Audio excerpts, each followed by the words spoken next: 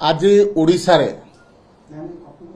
एवं देश रे कांग्रेस निजर अस्तित्व रक्षा पाई चेष्टा करुची।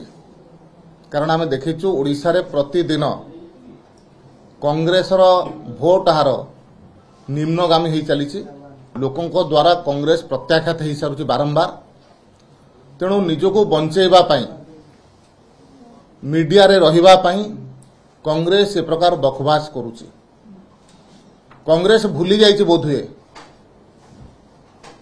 जे छवि राणीर कांड तांको दलर नेतृत्व द्वारा प्रायोजित थिला।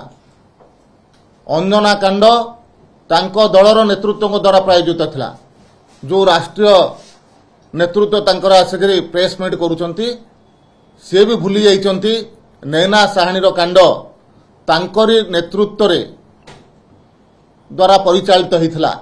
को प्रकार भावरे काटिकरी तंदूरी चूल्हा भितर भर्ती करा जाइथिला।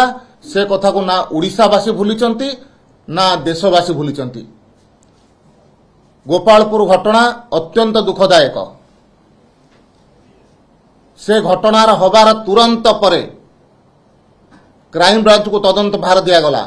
समस्त अभियुक्त को गिरफ करागला एवं सेमाने कुप्रकार भावरे दृष्टांतमूलक दंड पाइबे से दृष्टि क्राइम ब्रांच एवं पुलिस प्रशासन जहा करिबा कथा से कथा करुचंती। दोषी निश्चित भाव दंड पाइब।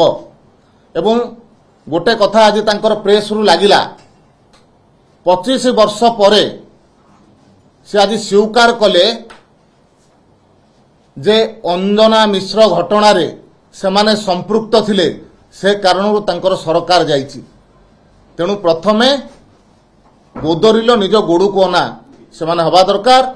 ओडिशार मातृजाति प्रति भारतीय जनता पार्टी सरकार समर्पित।